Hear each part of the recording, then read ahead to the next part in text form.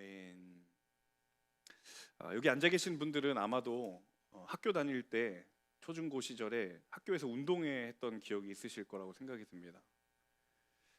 개인적으로 저는 운동의 하이라이트가 두 종목이라고 생각을 하는데요. 하나는 줄다리기요, 하나는 이어달리기라고 생각을 합니다. 믿으실지는 모르겠지만 제가 운동회 때 반대표 계주 선수로 자주 차출이 됐습니다. 지금은 이렇게 몸집이 과연 너가 달릴 수 있겠니라는 그런 몸집이지만 굉장히 학교 다닐 때는 날렵했습니다. 이 이어달리기 경기를 보면요, 보는 사람이나 그리고 달리는 사람이나 굉장히 긴장하는 순간이 있습니다. 그때가 언제냐면 바로 바톤 터치라는 구간이죠. 1등으로 달려 들어온 주자가 바톤 터치를 하다가 그 바톤을 떨어뜨리면서 순식간에 꼴등이 되는 상황이 발생되기도 하고, 덕분에 가장 늦게 바톤 터치 구간에 들어온 주자가 그 바톤이 떨어지는 것 때문에 1등이 되기도 하고 2등이 되기도 하는 그런 일이 일어납니다. 사실 이 구간이 있어서 보는 사람들에게는 굉장히 그게 백미가 되죠. 그래서 진짜 이어달리기를 잘하는 팀, 올림픽이라든지 그런 스포츠 경기에서 계주를 할 때 보면 이 바톤 터치를 얼마나 잘하느냐가 그 팀의 전력의 가장 핵심적인 요소가 되기도 합니다. 성경을 보시면 이 신앙의 여정에 전력을 향해 달려오다가 믿음의 바톤 터치가 이루어지는 장면들이 꽤 많습니다. 여러분 잘 알고 계시는 이스라엘의 첫 번째 지도자였던 모세와 그리고 그 다음 지도자였던 여호수아가 신명기 마지막 부분에 바톤 터치를 하는 부분을 여러분 잘 알고 계실 거예요.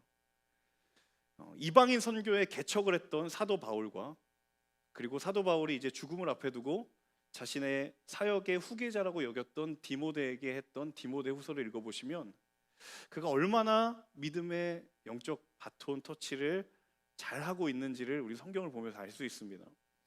이 성경의 이런 이야기들을 읽어보면 두 가지 생각이 들어요. 첫 번째는 예수님을 제외하고는 영원한 주인공은 없구나, 그런 생각이 듭니다. 자기 레인에 주어져도 전력을 다해서 달리지만 때가 되면 다음 주자에게 바톤을 넘겨줘야 됩니다. 인생이라는 무대에서 스포트라이트를 받지만 언젠가는 거기에서 내려와야 될 때가 있다라는 거죠.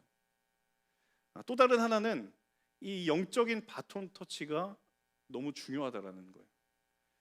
내가 아무리 나의 구간을 1위로 전력을 향해 달려 들어와도 그 바톤을 터치하는 구간에서 바톤을 놓치게 되면 그 모든 그간의 수고가 헛것으로 돌아갑니다. 내가 어떻게 이것을 잘 이어받는가도 너무 중요하고요. 그리고 어떻게 이것을 잘 건네주는가도 너무 중요합니다. 이건 사실 어떻게 보면 내가 잘 달리는 것보다 더 중요할 수도 있어요. 오늘 우리가 함께 읽은 본문의 장면이 저는 개인적으로 성경에 기록되어 있는 가장 아름다운 바톤 터치의 장면이라고 생각합니다. 이 세례 요한이 자신의 섬겨왔던 사역의 자리를 이제 예수님께 내어드리며 그 이후부터 이제 예수님이 사역의 주인공이 되시죠. 자, 이게 왜 아름다운 바톤 터치일까? 이유가 무엇일까? 많은 이유를 생각해 볼 수 있겠지만 가장 중요한 이유는 이 바톤을 넘겨받는 사람과 받는 사람이 준비되어 있었던 사람이기 때문입니다. 세례 요한도 그렇고요. 예수님은 말할 것도 없고 이 두 사람은 사역의 여정, 믿음의 신앙의 여정에 그 바톤 터치를 잘 할 수 있는 준비된 두 사람이었다라는 사실입니다. 예수님이 태어나고 성인이 되었을 때 사역을 하시기에 앞서서 두 가지 상황과 마주했는데요. 첫 번째는 시험의 상황이었습니다. 광야에서 시험을 받았죠. 또 다른 하나의 상황은 바로 오늘 본문인 세례를 받는 상황이었습니다. 그 상황의 가장 첫 번째 성경 구절이 바로 13절인데요. 오늘 13절 구절을 다시 한번 함께 읽어보도록 하겠습니다. 함께 읽습니다. 그때 예수께서 요한에게 세례를 받으시려고 갈릴리에서 요단강으로 오셨습니다. 자, 이 본문이 마태, 마가, 누가복음에도 있는데요. 이 성인이 되신 예수님께서 가장 처음 하신 일이 바로 세례 요한으로부터 세례를 받는 것이었다라고 성경은 이야기합니다. 그런데 여기에서 반드시 짚어보아야 할 한 가지 물음이 있어요. 그 물음은 무엇이냐면 세례가 무엇일까라는 겁니다. 여러분 이미 잘 알고 계신 분도 많으실 거고 그리고 이미 세례를 받으신 분들 잘 아시겠지만 세례의 가장 본질적인 의미는 예수를 구주로 고백하는 인간이 그리스도와 함께 죄에 대하여 죽는 겁니다. 그리고 영적으로 새롭게 태어나는 그 순간이 바로 세례입니다. 제가 왜 뜬금없이 세례가 무엇인가라는 질문이 중요하냐라고 이 말씀을 드렸냐면, 이 물음은요, 예수님은 왜 세례를 받으셨을까라는 질문과 직결되는 질문이기 때문입니다. 자, 세례에 중요한 전제가 있습니다. 그 전제는 무엇이냐면 바로 죄라는 전제입니다. 세례가 의미가 있으려면 세례를 받는 인간이 하나님 앞에서 죄인이다라는 자기 고백이 있어야 돼요. 문제는 무엇인가? 예수님은 죄가 없으신 분이라는 사실입니다. 죄인인 인간을 위한 세례라고 우리가 알고 있는데, 예수님이 세례를 받을 필요가 없다라는 결론에 도달하게 된다는 거예요. 세례는 죄인된 인간을 위해서 필요한 것인데, 예수님은 인간의 옷을 입고 있긴 하지만 죄가 없으신 분이에요. 한마디로 말하면 주님은 굳이 세례 요한에게 세례를 받을 필요가 없고 굳이 그렇게 할 필요가 없었다는 사실입니다. 그런데 오늘 13절에는 그럼에도 불구하고 예수님은 세례를 받으러 나오셨어요. 요한에게 세례를 베풀어 달라고 말씀하셨습니다. 그러면 분명히 주님은 그렇게 말한 의도가 있고 이유가 있다는 사실이죠. 바로 그 이유가 오늘 우리에게 주시는 첫 번째 본문의 메시지입니다. 바로 낮아진다라는 것은 사랑의 이유를 찾는 것이기 때문입니다. 낮아지는 것은요, 사랑의 이유를 찾는 거예요. 자, 예수님이 이 땅 가운데 오시는 것은 낮아지기 위해서라고 본인이 직접 이야기하셨습니다. 섬기기 위해서라고 이야기하셨습니다. 분명한 사실은 예수님은 세례를 받을 필요가 없었습니다. 세례를 받지 않으셔도 그 섬김의 삶, 낮아짐의 삶을 살아가시는데 아무런 지장이 없습니다. 세례의 전제는 죄이기 때문이죠. 하지만 예수님은 세례를 받으셨습니다. 자, 왜 주님은 세례를 받으셨는가? 자신이 죄인과 동일한 자리에 머물겠다라는 주님의 마음의 고백이었다는 거예요. 굳이 그렇게 할 필요가 하나도 없는 예수님이지만, 자신이 그렇게 함으로 인해서 예수님은 인간과 동일한 자리, 동일한 상황, 동일한 감정, 심지어 죄라는 영역에서도 내가 거기에 머물겠다라는 의지의 표현이 있는 거예요. 여러분, 선거철만 되면 정치인들이 꼭 들리는 곳이 있습니다. 어디를 들리는지 아세요? 시장 골목 안에 있는 떡볶이집에 그렇게 갑니다. 가면 꼭 먹는 것이 있죠. 뭐 먹죠? 오뎅을 먹습니다. 근데 혼자 안 가죠. 수많은 기자들이 의도가 된 것인지 알고 간 것인지 모르겠지만 어쨌든 그 오뎅 꼬치 주변에는 수많은 기자들이 몰려 있습니다. 너무 맛있게 먹죠.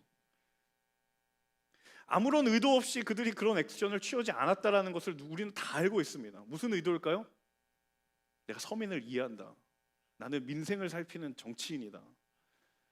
하지만 안타깝게도 대부분의 국민들은 그게 아니라는 것을 잘 알고 있습니다. 세례 요한에게 세례를 베풀어 달라고 요청하시는 예수님의 말씀을 보면서 저는 문득 이 장면이 생각났어요. 자, 사람이 내가 너와 동일하다, 내가 너를 잘 안다라고 이야기를 하더라도 결국 그 섬김과 낮아짐의 한가운데에 사랑의 이유가 없으면 시간이 조금만 지나면 그것이 진정성이 있는지 없는지가 다 드러난다라는 거예요. 아무리 낮아지고 섬긴다고 해도 그 이유와 목적과 본질이 사랑으로 충만하지 않으면 온전할 수 없다라는 거예요. 자, 내가 세례를 받겠다, 세례 요한에게 세례를 달라고 하는 예수님의 마음에는 무엇이 있는가? 사랑의 이유로 충만했다라는 거예요. 예수님은 할 수 있을까? 할 필요가 있을까? 어떤 이런 가능성이나 명분을 타진했다는 것이 아니라 사랑의 이유만을 생각했어요. 어떻게 하면 사랑할 수 있을까? 어떻게 하는 것이 사랑을 행하는 것일까? 끊임없이 주님은 이 질문을 자신 앞에 두었다라는 거예요.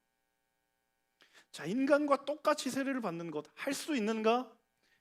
할 필요가 있는가라는 질문 앞에 그 상황을 두면요, 대답은 간단합니다. 하지 않아도 돼요. 하지 않아도 됩니다. 하지만 이 상황을 사랑의 이유라는 전제 앞에 두면 대답은 전혀 달라집니다. 사랑하는가? 사랑할 것인가?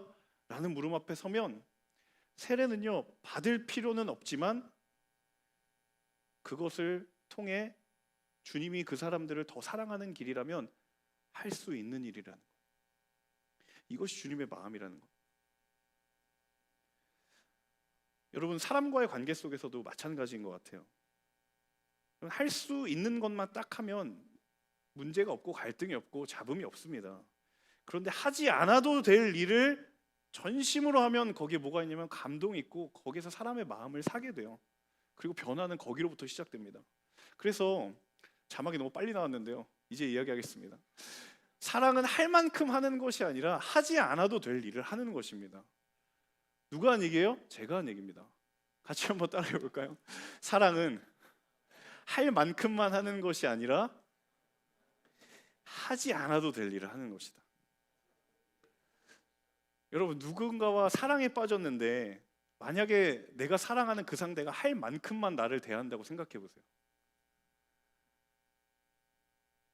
자기는 나를 얼마나 사랑해?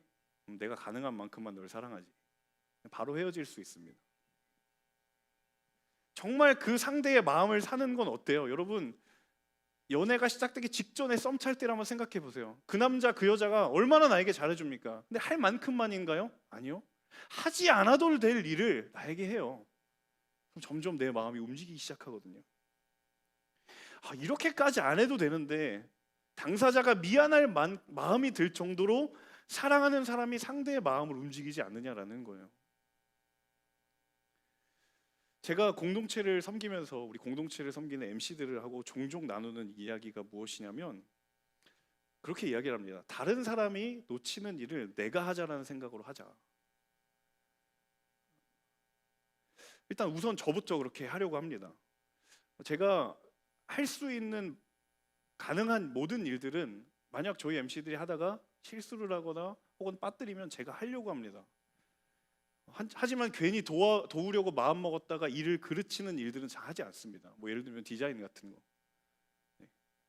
저 마음은 굴뚝한데 도와줘봤자 도움이 안 되는 일이 있어요. 그것 외에는 만약 그들이 실수하거나 빠뜨리는 일이 있으면 저는 도와주려고 합니다. 어떤 여러분 조직이나 이런 공동체에 속해 있다 보면 사람이 다 달란트가 다르고 역량이 다르잖아요. 정말 진짜 내가 뺀질거리기로 작정한 사람이 아닌 이상에는 사람이 다 내 마음 같을 수 없습니다. 교회도 마찬가지예요. 공동체 섬기다 보면 여러분 순장이나 교회 리더십 하다 보면 어떻게 이렇게 내 마음을 쏙쏙 피해서 지나가는 사람이 있을까? 그런 사람들이 있어요. 처음에 보통 어떻게 하냐면 그런 일이 있으면 한두 번 정도는 쿨하게 웃음 지으면서 예의 있게 넘어가죠.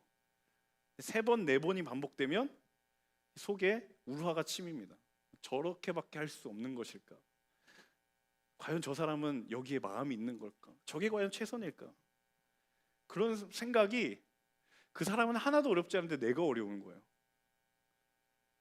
여러분, 사실 남이 놓친 그 일은 내가 안 해도 그만입니다. 말 그대로 꼭 그럴 필요 없어요. 근데 그것을 행하면요, 어떤 일이 벌어지냐면 당신이 사랑으로 섬길 수 있는 가장 좋은 기회를 잡은 거예요. 섬김의 본질이 가장 빛나는 순간이 언제인가? 할 수 있는 것에만 집중하는 것이 아니라 사랑하는 것에 집중할 때. 왜 내가 할 수 있는 만큼이 아니라 하지 않아도 될 일을 바라보는가? 사랑의 뿌리를 내리고 있으면 그 일이 보이게 되어 있습니다. 그때 우리의 섬김과 우리의 낮아짐의 본질과 진정성이 가장 아름답게 빛나게 될 줄로 믿습니다. 여러분, 사랑의 이유를 찾는 사람이 되시기를 주님의 이름으로 축복합니다. 너무 작게 얘기하시는데요, 사랑을 받겠다고만 작정하신 분들 같아요. 사랑의 이유를 따라 행하시는 모든 분들 되시기를 주님의 이름으로 축복합니다. 여러분, 오늘 우리의 삶에서, 저와 여러분의 삶에서 사랑의 이유를 한번 잘 찾아보세요. 해도 되는 것 말고 하지 않아도 될 일이지만 그것을 하면 사랑의 흔적이 남는 그 일들을 한번 생각해 보세요. 가정에서 한번 실천해 보세요. 오늘 집에 돌아가셔서 엄마가 방 치우라고 했는데 하지 않아도 될 일이지만 하면 사랑이 풍성해지는 그 일을 한번 해보세요. 여기는 이제 결혼하신 분이 없어서 해당 사항이 없지만 저는 하지 않아도 될 일을 많이 하려고 애를 씁니다. 오늘 유독 제가 제 자랑을 하는데 이게 그런 의도가 아니라요. 네. 뭐 음식물 쓰레기를 버린다든지, 그 쓰레기를 먼저 버린다든지, 여러분의 각자의 삶 가운데서 직장이나 학교에서 하지 않아도 비난받지 않지만 하면 사랑이 드러나는 일들을 잘 생각해 보세요. 세례 요한에게 예수님이 세례를 안 받으셔도 그만이지만 그들을 사랑하시려고 세례를 받으신 주님의 마음이 우리 가운데 이식되기를 주님의 이름으로 축복합니다. 우리 14절과 15절의 말씀 이어서 읽도록 하겠습니다. 14절과 15절 함께 읽습니다. 그러나 요한은 이를 말리면서 예수께 말했습니다. 제가 오히려 선생님께 세례를 받아야 합니다. 그런데 제게 오시다니요. 예수께서 대답하셨습니다. 지금은 그렇게 하도록 하여라. 우리가 이와 같이의 모든 의를 이루는 것이 옳다. 그러자 요한은 그대로 따랐습니다. 자, 예수님이 세례를 달라고 말씀하셨는데 그 말을 들은 세례 요한의 첫 번 반응이 무엇이냐면 뜯어 말렸습니다. 오히려 주님, 제가 예수님께 세례를 받아야 됩니다 라고 말을 합니다. 그럴 만한 사람이었을까? 세례 요한을 한번 살펴보면 좋겠는데요. 여러분, 누가복음 1장을 읽어보면 세례 요한은 예수님과 사실 남남은 아니었어요. 예수님의 어머니인 마리아와 그리고 세례 요한의 어머니인 엘리사벳이 친척 관계거든요. 그럼 자연스럽게 예수님과 세례 요한도 친척 관계가 되죠. 특히나 역사적인 기록들을 살펴보면 세례 요한은요, 당시에 따르는 사람들이 굉장히 많았습니다.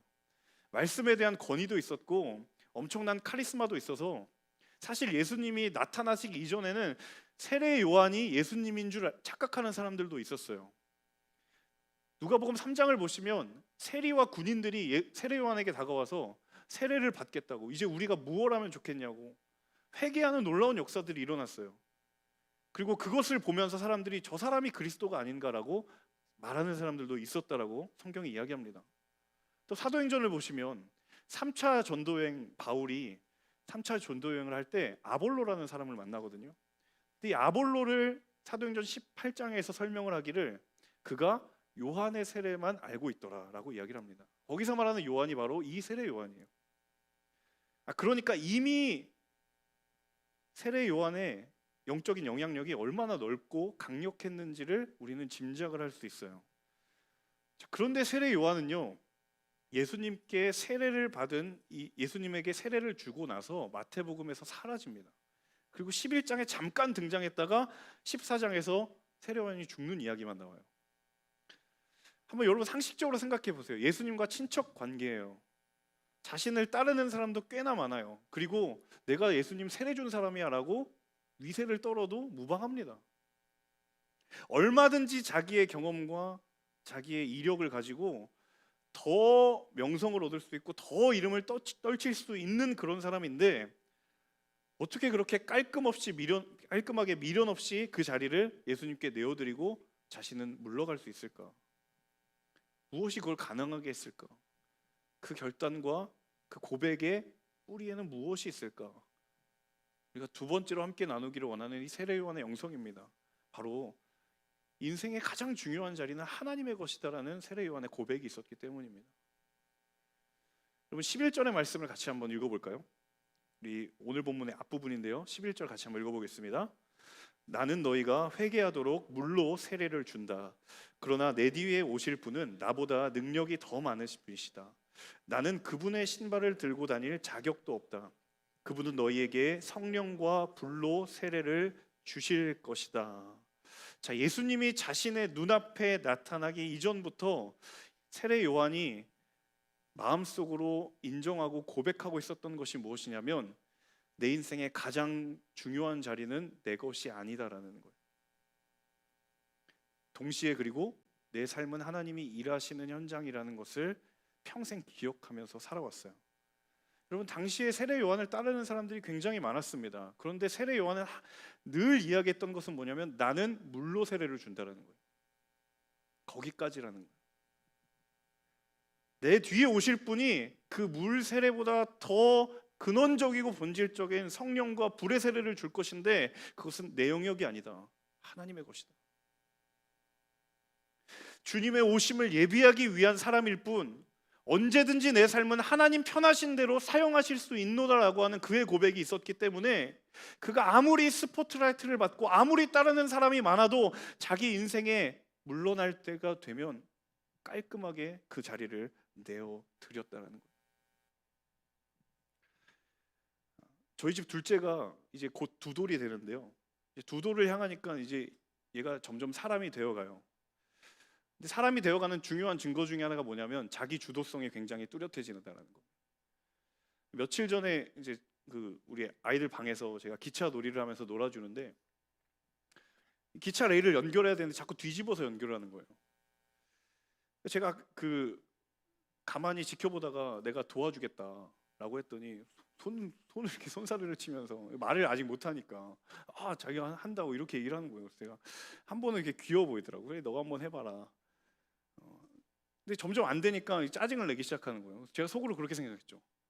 안 되니까 짜증은 나한테 되고 그렇다고 아빠가 도와주는 건 싫고 뭐 어떻게 하자는 거지?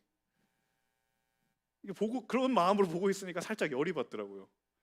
그래서 이제 그래 너 마음대로 한번 해봐라 이렇게 가만히 있었는데 아니나 다를까 몇 번을 시도하다가 갑자기 레일을 집어 던지는 거예요. 살짝 올라왔던 게이지가 이제 확 증폭이 되면서 제가 참아야지 하고서는 이제 참았습니다. 도와줬어요. 이거는 다시 뒤집으면 연결할 수 있다. 그랬더니 우와 막 이러면서 막 무슨 인생의 진리를 깨달았다는 듯이 우와 막 이렇게 하는 거예요. 그러고 나니까 그 뒤로 우리 둘째가 놀다가 안 되는 상황에 부딪히면 항상 저를 부르는 거예요. 내가 인생 또 내가 귀찮게 내가 만들었구나. 부엌에 있다가도 안 되면 아빠라고 부르면 저 오라는 거예요. 화장실에 있다가도 저를 부르고요. 제가 어디에 있든지 집에 있다라는 인식만 있으면 어디든지 있다가 저를 부릅니다. 아이가 깨달은 것 같아요. 아빠한테 도와달라고 하면 이 일이 온전해질 수도 있구나.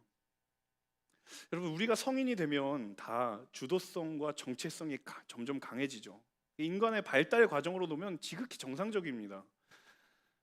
특히 우리가 수고해서 노력해서 어떤 성취를 하고 결과를 얻고 그런 성과들이 쌓여가는 경험을 하다 보면 우리에게 만족감도 있고 보람도 있지만 굉장히 우리가 경계해야 될 것은 이 보이지 않는 인생의 중요한 자리도 내가 할 수 있다라고 생각하는 마음들이 어느덧 스멀스멀하게 들어온다는 거예요. 이 당시 세례 요한의 사역이 엄청난 영향력이 있었고 분명히 영적인 힘이 있었습니다. 그런데 그가 세례 요한일 수 있었던 가장 큰 확신은 무엇이었냐면 내가 하는 이 모든 사역은 예수 그리스도를 드러내는 영적인 마중물과도 같다라는 거예요. 내 삶이 하나님께서 일하시기 위해서 쓰임받는 인생이고 내 사역이 아무리 쌓아 올린 값지고 귀한 것이라 하더라도 인생의 가장 중요한 자리는 하나님의 것이기 때문에 하나님이 오셔서 그 일을 쓰시려고 한다면 아낌없이 내어드리겠다라는 평생의 고백이 있었기 때문에 세례 요한이 세례 요한다울 수 있었던 거예요. 그러니까 아까워하지 않고 미련을 두지 않을 수 있는 것이죠. 사랑하는 여러분, 우리 인생의 가장 중요한 자리는 하나님의 것인 줄로 믿습니다. 하나님이 우리에게 수많은 은혜를 주셨고 그것이 켜켜이 쌓여서 우리에게 풍성한 감사의 제목이 되었지만 그것은 우리가 주인인 것이 아니라 하나님이 우리에게 주신 것이며 거기서 하나님이 일하시도록 언젠가는 우리의 삶을 내어드릴 수 있는 그런 마음을 가진 우리 모두가 될 수 있기를 주님의 이름으로 축복합니다. 우리는 절대로 우리의 삶의 모든 것을 줄 수가 없습니다. 알면서도 주려고 하죠. 하지만 세례 요한의 이 고백, 인생의 가장 중요한 자리는 하나님 것이다라고는 그 고백이 우리의 삶 가운데 삶의 중심된 고백이 된다면 우리의 한계보다 더 크고 놀라운 우리 아들이 맞추지 못했던 기차 레일이 맞추는 역사가 있기를 주님의 이름으로 축복합니다. 우리 16절과 17절의 말씀 마지막으로 함께 읽어볼까요? 함께 있습니다. 예수께서 세례를 받으시고 물속에서 올라오셨습니다. 그때 예수께서는 하늘이 열리고 하나님의 영이 비둘기처럼 자신에게 내려오는 것을 보셨습니다.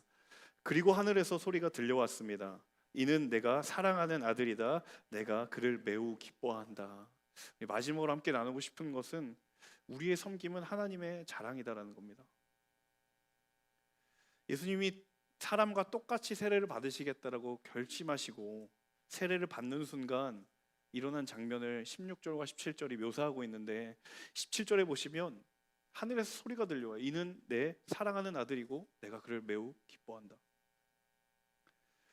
부모가 자녀를 바라보면서 우리 사랑스러운 아들, 사랑스러운 딸이라고 말하기는 쉽지만 매일마다 내가 이 아들을 자랑스러워한다, 내가 이 딸을 자랑스러워한다라고 말하기는 쉽지 않습니다. 왜냐하면 사랑은 존재에 대한 고백이지만 대체로 인간의 자랑과 기쁨은 성과에 대한 고백이기 때문이에요. 부모님이 나를 사랑하신다라고 생각되지만 여러분, 매일마다 부모님이 나를 자랑스러워한다라고 생각하고 그렇게 살아가시는 분 계세요? 부모님이 나를 사랑한다는 것에 대해서는 의심이 없지만 부모님이 나를 기뻐하시고 자랑스러워한다라는 것을 매일 여러분 고백하고 살아가시는 분 계십니까? 예수님이 세례를 받으셨어요. 인간의 가장 낮은 자리, 자신이 죄인된 존재라는 것을 스스로 인정하셨어요. 가장 낮은 섬김을 보여주신 그 자리가 세례의 자리예요. 굳이 그러지 않아도 되는데, 그럴 필요도 없는데 그렇게 하셨어요. 자, 그런데 그 주님의 섬김과 낮아짐을 사랑하셨을 뿐만 아니라 자랑스러워하셨고 기뻐하셨다라는 거예요. 여러분, 상식적으로 한번 생각해 보세요. 부모가 언제 자녀를 기뻐하고 자랑스러워할까? 아버지, 어머님, 저는 낮은 곳으로 가기로 했습니다. 세상의 모든 만족을 다 버리기로 했습니다. 한 번 정도 말하면 부모님이 대견해 하시지만 그것이 평생의 모토가 된다라고 부모님한테 여겨지면 모든 부모가 반기지는 않습니다.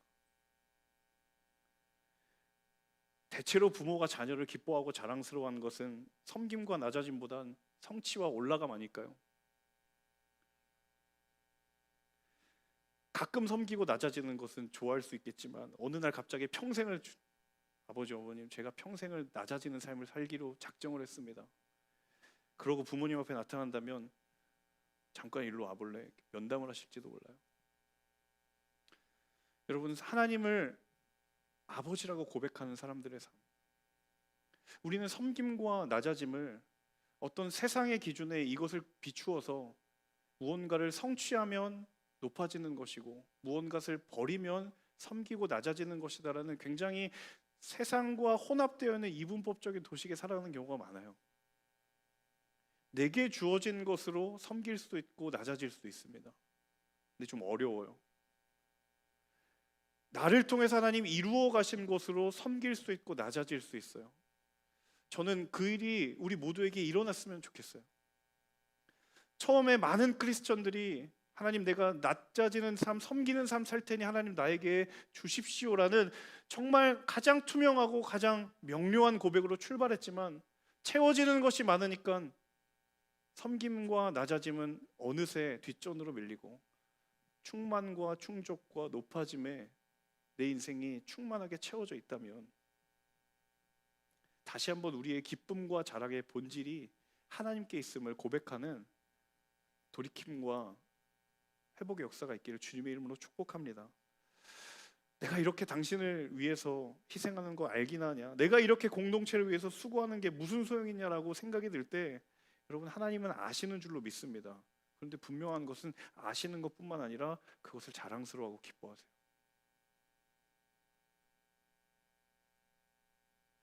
아시는 것뿐만 아니라 그 나의 마음씀, 그 나의 어려워하는 그 마음을 자랑하시고 기뻐하시는 거예요.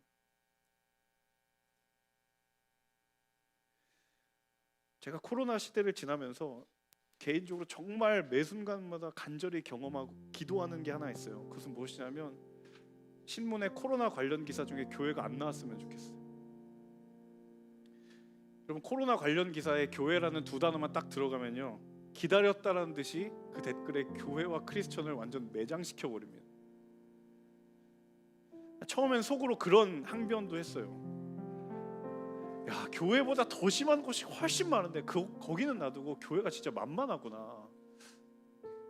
교회도 회사처럼 법무팀을 만들어야 되는 것인가. 그런 억울한 마음이 들다가 갑자기 제 안에 또 다른 마음이 들더라고요.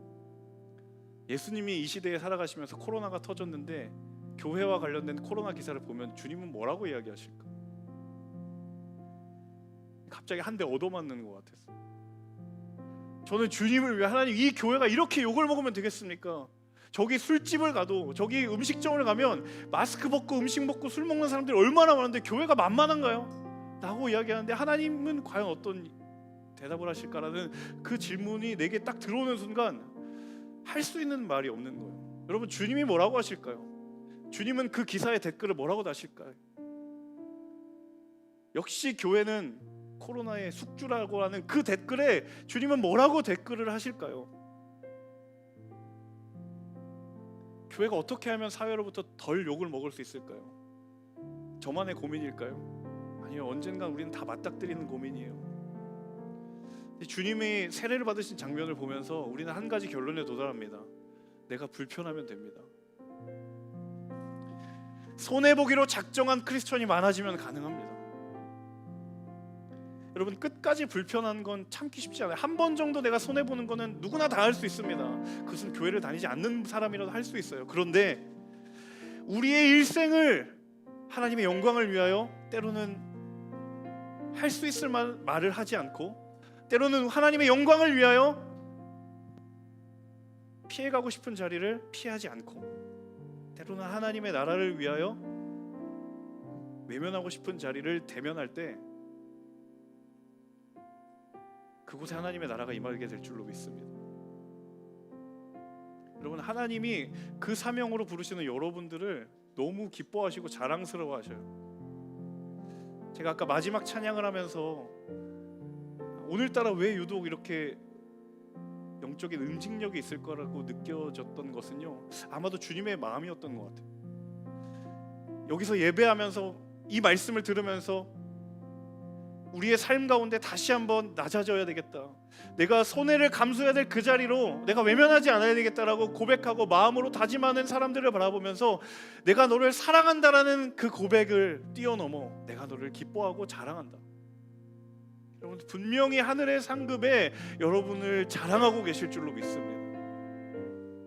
우리는 지금 이 땅에서 눈물을 삼키면서 내가 왜 이렇게까지 살아야 되는가라고 이야기하지만, 저 하늘에서 하나님은 그런 여러분을 자랑하고 계시고, 이미 하나님 우편에 앉아 계는 수많은 하나님의 사람들에게 너 봤지? 제가 저런 사람이야. 모세를 향하여서 너 봤지? 우리 폴투에 제가 저런 사람이야. 여호수아를 향하여서 저기 저 마음을 하나님께로 나에게로 가져오는 저 사람을 바라보면서 제가 내 아들이야, 제가 내 딸이야. 하나님이 여러분을 자랑스러워하십니다. 하나님이 여러분을 기뻐하십니다. 우리도 하나님을 자랑스러워하고 우리도 하나님을 기뻐하게 될 줄로 믿습니다.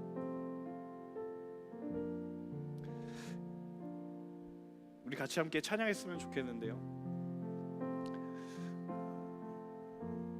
정말 우리의 삶이 낮은 곳을 향했으면 좋겠습니다. 가지고 있던 것 내버려라 이런 의미가 아니라요, 정말 우리의 중심이 세상으로부터 치이고 공격받는다 하더라도 그 중심이 사랑의 이유가 될 수 있다면 너무 좋을 것 같아요. 우리 이 찬양의 고백을 우리의 마음 가운데 새기는 그런 마음으로 함께 찬양했으면 좋겠습니다.